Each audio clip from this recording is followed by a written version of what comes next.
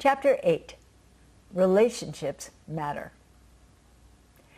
Gabby was thoughtful, reflecting on the question posed to him, what helps you learn? His interviewer was a young Western educator, just awakening to the idea that different cultures might have different learning models. She hoped Gabby, a Rwandan young person, might have some insight for her. After a few moments, Gabby simply explained, "When my teacher smiled at me and knew my name, then I could learn." That simple truth was the beginning of a discovery process about the power of relationships in learning. Most people have a favorite teacher. Usually, the reasons for their choice include that this teacher showed personal interest and care, took time to help, encourage, and even challenge them. As Mark discovered in his childhood, often that teacher's influence leads to increased effort in learning. Jackie reflects, "We all have that one teacher that sticks in our minds and hearts because they understood us. This was Mr. Hender for me. When I became restless in class, he'd hand me a musical instrument and say, 'Head outside and work out how to play this one.' At 10 years old, he had me setting up sound equipment for concerts and showed me how to operate a sound desk. We all need a Mr. Hender in our lives." Mr. Hender took the time to care about the restless energy and abilities of a young girl. He created opportunities for her to explore, rather than simply trying to make her sit still and to be quiet. Jackie has gone on to contribute to her community as an actress, stage director, worship leader, conference speaker, and music teacher across her home nation of Australia. Jackie's reflections show how the influence of that one teacher can be profound, even shifting the course of a young person's life away from negative beliefs and behavior, instilling a new sense of hope and vision for the future. Simply stated, education that brings change happens in the context of relationships. That is another key value to building an educational system that will increase the fruitfulness of every child.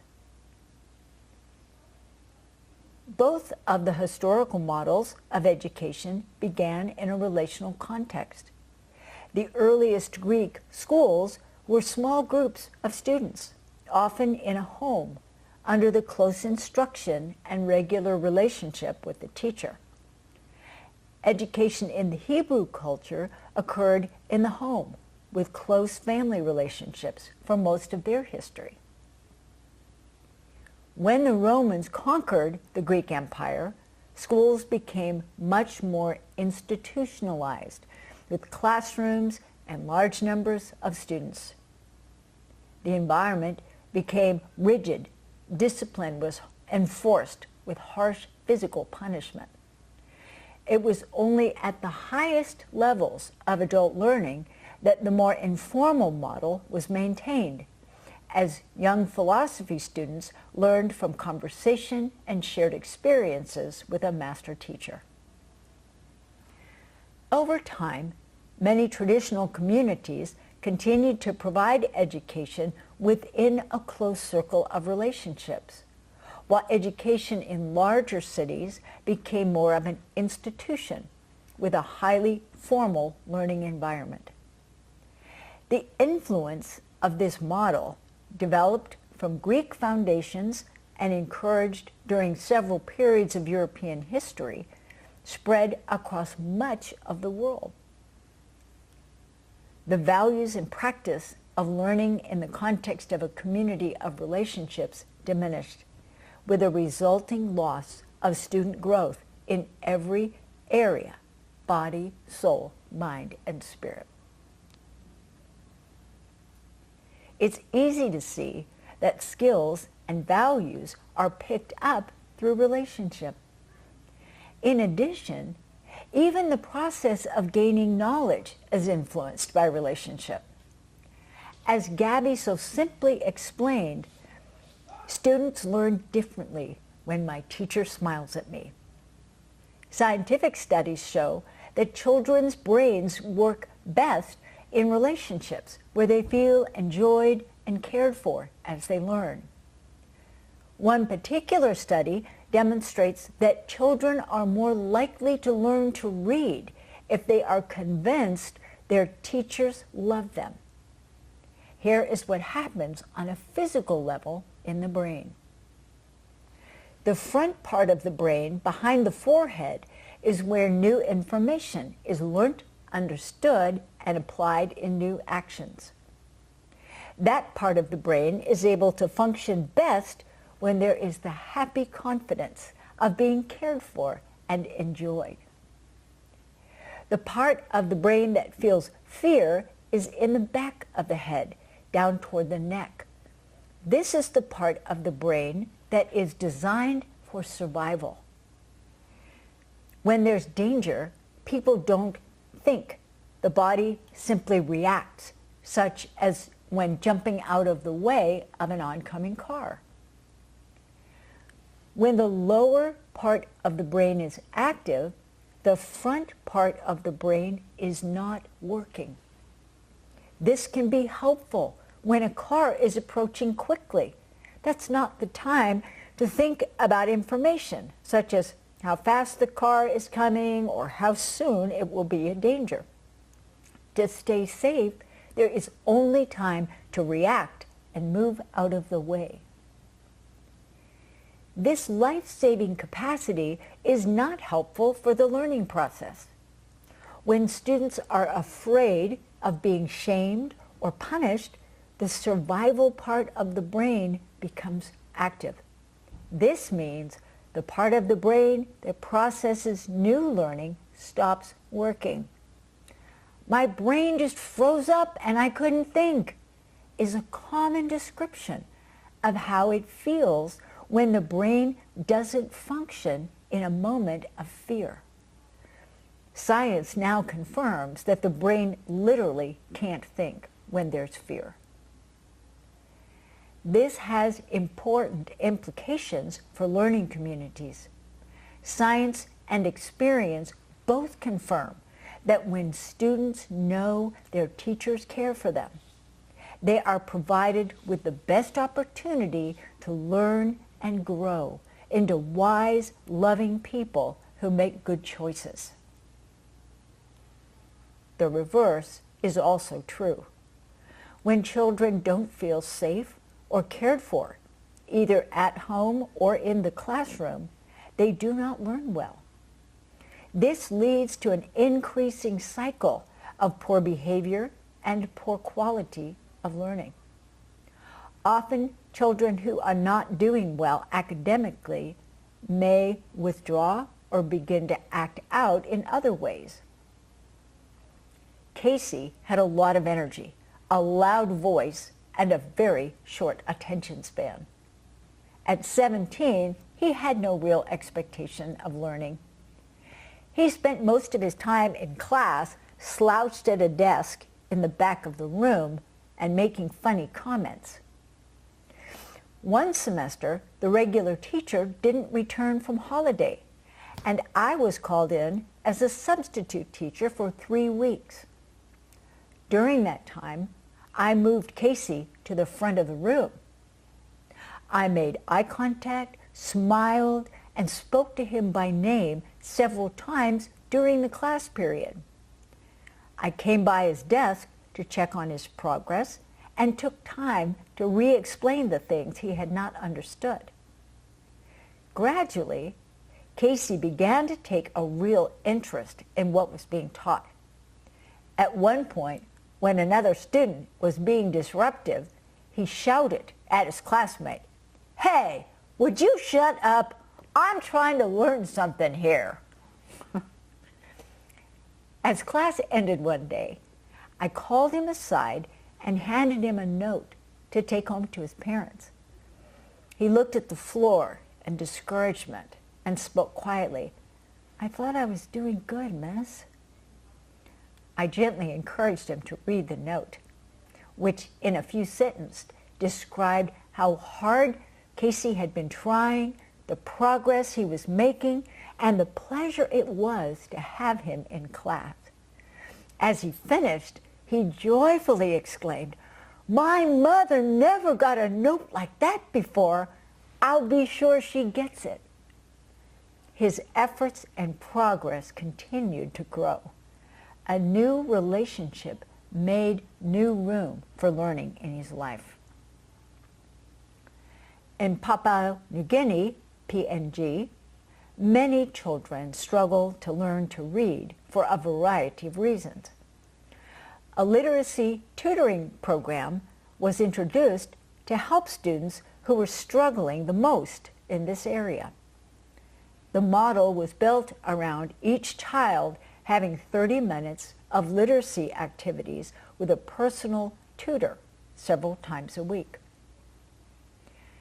During the training for adult volunteers, classroom teachers were asked to share a few of their students for the volunteers to practice on.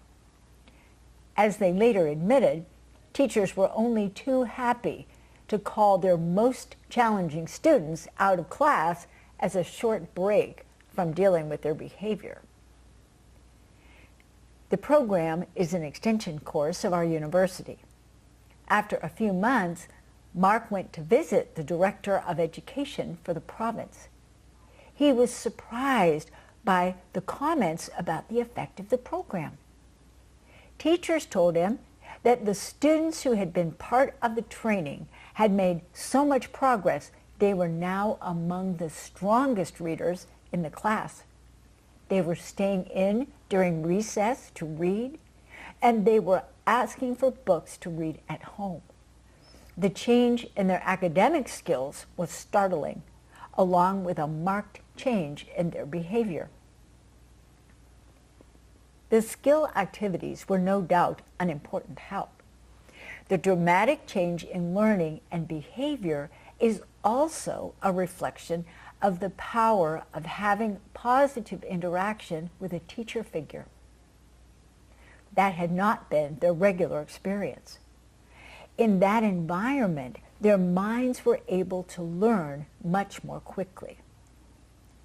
Rachel trains and oversees the volunteers, and she explains, the first 5 minutes of the 20-minute session is spent on anything that concerns the child. We have found that once the child releases anything that concerns them, or simply have an adult listen to them, they feel valued, accepted, and respected, and comfortable to start learning. Van Brommelen talks about the importance of teachers truly loving students. Love is the undergirding characteristic that all teachers must possess. Biblical love seeks to understand students to do what is best for them. When I ask college students which teachers they admired most and why, they invariably point to the ones that affected them personally, those who cared for their students, those who inspired through their love of people and learning. Such personal characteristics yield more long-term effects than the content. Research shows that people tend to adopt the beliefs and values of a community where they find love and acceptance. Unfortunately, for some students, relationships outside the learning community can be painful. There may be anger or even abuse in the family, bullying from siblings or peers, or a lack of respect due to gender, ethnicity, or economic status in the culture overall. When these strains are brought into the classroom, it creates fear, loneliness, anger, or passivity. It is difficult for anyone to learn when the heart is struggling from a lack of peace, safety, and belonging. The power of a loving community can be immense. In some cases, one of the few sources of love and respect in a student's life. Yet, teachers in today's classrooms are often told to keep relational connection with students to a minimum. Teachers may also feel overwhelmed at the idea of trying to build personal relationships with each student. However, genuine care can be communicated through even brief personal contact. Lisa has made it her habit to stand at the door to the classroom as students file in. She greets each one by name with a smile and eye contact. Students respond with a smile and a greeting of their own, no matter how sullen, sad, or frustrated they may have seemed before the connection. When she notices a student is particularly upset, she quietly invites them to take a few moments before they enter, or makes a point to stand by their desk as she teaches and checks on them once the class engages in their work. As class finishes, she takes up her place by the door and sends each off with a smile and a wish for a good day, a greeting to their parent, and the like. Even as a substitute teacher, connecting with a group for one class period, she has rarely struggled with student behavior or lack of attention during lessons. Each student feels a sense of connection with her that helps them engage with their learning and sets the tone of community in the learning environment. In chilling contrast, David lived through the horror of the genocide in Rwanda. Despite the availability of Bible in schools and churches, Rwandans did not experience fruitfulness in their relationships with one another. Reflecting on what happened in his community, he shares, "If education is not done properly, people will kill each other.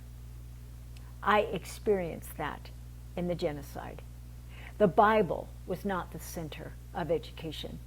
The people never learned to apply the Bible from the heart, so they could kill each other."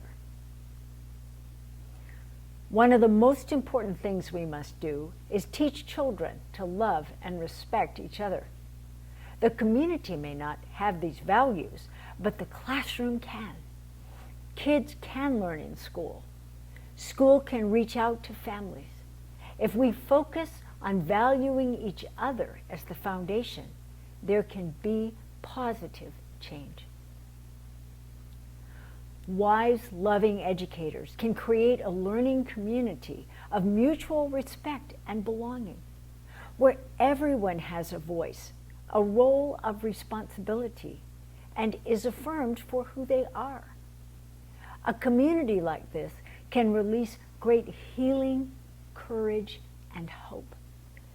Students may see and experience models they will never be exposed to in the world outside the learning community. Discipling character, developing identity, and growing in the values and skills for healthy relationships are all the fruit of these healthy learning communities. In addition to the relationships between teacher and students and between students, another key set of relationships is with the family. In most cultures, including the cultures of the authors of the Bible, family is understood to include extended family beyond just mother and father. It's well documented in studies around the world that connections with family and community have a positive effect on students. When a student knows their family and teachers are in regular communication, several things happen. Overall, there's an increased accountability for behavior and a consistent effort to learn. Struggling students aren't lost in the crowd. Teachers and family members can communicate when a student is having difficulties and work together to find ways to help the student, whatever the source of the problem may be. When families involved, school has new value. Students often feel if it's important enough for mom and dad or grandmother or uncle to be involved, then I guess it must be important. When a family member comes to class at teacher's invitation, perhaps to teach a skill or a story, or simply to assist with a class event, most students feel a sense of connection and happiness that their family cared enough to come and that their family was honored by teacher. Linda works with a very large school in South India. She reflects on the impact of choosing to work more closely with families. Involving families has been a big shift for us. In our culture, many parents are illiterate and are generally kept at a distance. We recently had a meeting with some of our parents who shared a lot of positive feedback. The teachers were so surprised and encouraged. They had been anxious, expecting parents to be quite negative. Now they're not afraid to involve parents and family members anymore. We found that family members are much more willing to work with teachers now that there is relationship. We've started involving them in the classroom more as teachers. We found that family members are much more willing to work with teachers now that there is relationship. We've started involving them in the classroom more as teachers realize it's going to be a help and not a problem. It's a help to the students and the teachers and the families to have families much more involved in the students' learning. The community can also be invited to participate in the school, even the classroom. There are many people with skills and resources and experiences to offer that make learning come alive. Community involvement can strengthen the connection between what is learnt in the classroom and what's happening in the real world that the students live in and will contribute to in the future. The biblical model includes families as an important context for much of what is learned informally, in addition to important partners in the formal classroom learning process. The Western model has generally not included family, especially in the higher grades, unless a consultation is necessary when the student is struggling. The consistent positive effect on students' achievement and behavior shows that it is well worth the effort to make changes in these relationships. Teachers are often instructed to keep their personal lives out of the classroom. It is certainly appropriate to deal with personal problems on personal time and give full attention to the students during class. However, a number of authors have described the importance of teachers sharing their own experiences, both to build a relationship with students and to increase the value and the interest of what they're teaching. In Courage to Teach, Parker Palmer encourages teachers open their hearts and connect deeply with all involved in the learning community. Good teachers join self and subject and students in the fabric of life. He reminds teachers that this is where life is for them and for their students, and it models an integrated, meaningful life that is the goal, when education is focused on fruitfulness. Howard Hendricks has written a number of books on excellent teaching, and he also identifies the key role of a teacher's personal connection to the students and what they teach. Both writers explain that when teachers share some of their own interests and experience with students, it encourages students to see how learning enriches and applies to all of life. Personal connection to what is being learned can encourage students to reflect, if it's important to teacher, then it must be important. Teachers' personal lives are also important in another way. If my daughter comes and asks me for a kilo of raspberries, most of the time I will have to refuse her. It's not my lack of willingness. I can only give her what I have. I do not often have a kilo of raspberries available to me. This simple example points out an important truth about the quality of a teacher's personal life. Teachers can only give students what they have. Teachers need to first receive for themselves what they want to give their students. There is only one glimpse given of Jesus growing up.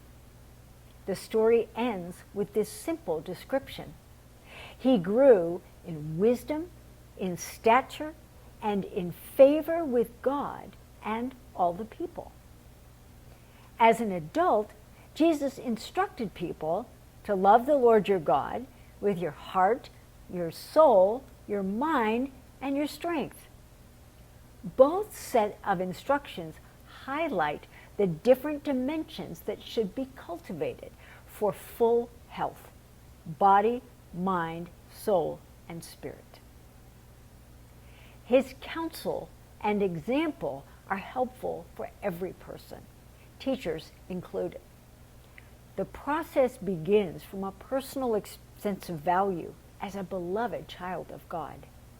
From this foundation, teachers can take steps to care for every aspect of who they are. There are many books, articles, and training programs that discuss this important topic of teachers caring for themselves in all areas of life. Practicing self-care can be in the best interest of everyone in your classroom. Self-care is all about taking care of your health and making sure you have everything you need to thrive as a teacher. Without taking care of yourself, you won't have energy to help your students. Care for physical health includes making time for enough exercise and sleep. Care for the heart can include time for meaningful connections with loved ones, self-reflection, and time spent in enjoyable activities. Regular time connecting with God for refreshing, comfort, peace, and wisdom is key to care for spiritual health. The mind can continue to grow and be fresh by seeking out new knowledge and ideas through reading, discussion, and experience. Providing nourishment is one key to growth. The other part of health is pruning, cutting back on things that drain the health of the tree. Lisa had a small tangerine tree growing outside her home. One season, the tree began to grow hundreds of tiny tangerines. Every branch was completely covered with these developing fruits. One morning, she discovered a third of the tree had broken off under the weight of trying to bear all that fruit. As the fruit on the remaining branches came to maturity, she discovered that each tangerine was small and had very little juice. The little tree was burdened with too much fruit. In the end, it was damaged and the fruit it did bear wasn't helpful to anyone. Watching the little fruit tree struggle was an important experience for Lisa. In her joy and commitment to her work in education, she had been ignoring her own health for some time. She ended up struggling for 4 years to recover her own health. The struggles of that little tree demonstrate the importance of pruning growth to the level that allows for maximum fruitfulness over time. This is true for trees and people. Educators are people. They can only give what they have. Teachers can become exhausted, physically and emotionally, spiritually empty. The results can include losing creativity and joy, poor physical health, even becoming irritable and unkind to students. The good news is that every member of the learning community can find and live from a place of fullness and peace and freedom in God. Van Brummelen encourages teachers to look after their own lives when he urges, first, take time for personal devotions and reflections. A teacher's life should be full of love, wisdom, creativity, courage, and hope, if their goal is to consistently share these qualities with their students. Friesen urges teachers to recognize the importance of who they are as they teach.